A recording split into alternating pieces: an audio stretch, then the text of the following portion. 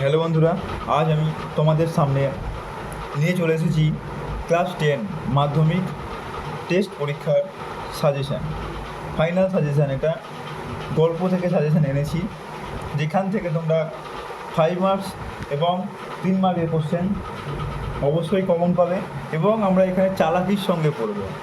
তোমাদের টোটাল গল্প 5টা আছে, তার মধ্যে থেকে আমরা বেছে নেব জ্ঞানচক্ষু, যেখান থেকে এবছর 5 মার্কের কোশ্চেন আসার সম্ভাবনা আছে, এবং নদীর বিদ্রোহ, এখান থেকে 3 মার্কের কোশ্চেন আসার সম্ভাবনা আছে।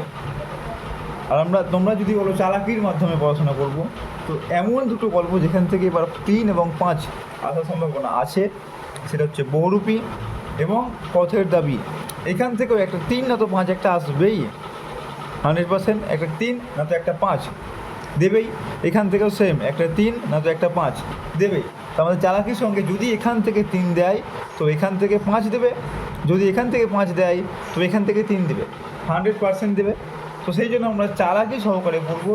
আমরা এইটা কেউ যদি মনে করে দুর্বল স্টুডেন্ট, শুধু এইটা আর এইটা যদি পড়ে, তাহলেই তোমরা এখান থেকে 5 এবং 3 8 কমন পেয়ে যাবে চালাকি সহকারে। খুব চালাকি সহকারে তোমাদের সাজেশান আসবে, খুব শীঘ্রই আসবে। তোমরা চ্যানেলটিকে সাবস্ক্রাইব করো। এই যে তোমাদের এই গল্পগুলো বললাম, এগুলো থেকেও আমাদের সাজেশান আসবে। এইসব থেকে যেসব কোশ্চেন্সগুলো আছে, জ্ঞানচক্ষু থেকে এবং বহুরূপী থেকে, পথের দাবি থেকে, নদীর বিদ্রোহ থেকে।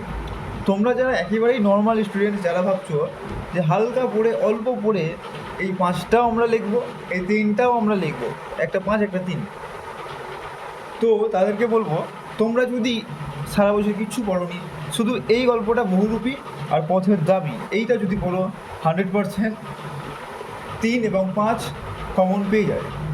আর যারা একেবারেই ভালো স্টুডেন্ট, যারা ভাবছো আমরা সবই করবো, কিছু ছাড়বো না, তাদের বলবো জ্ঞানচক্ষু থেকে 5 করতে আর নদীর বিদ্রোহ থেকে 3 করতে।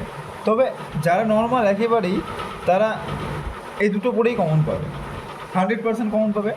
তোমাদের নেক্সট ভিডিওতে আসছে সাজেশান, জ্ঞানচক্ষু থেকে কোশ্চেন্স, বহুরূপী থেকে কোশ্চেন্স, পথের দাবি থেকে কোশ্চেন্স, নদীর বিদ্রোহ থেকে কোশ্চেন্স। আজকে এখানেই বাই।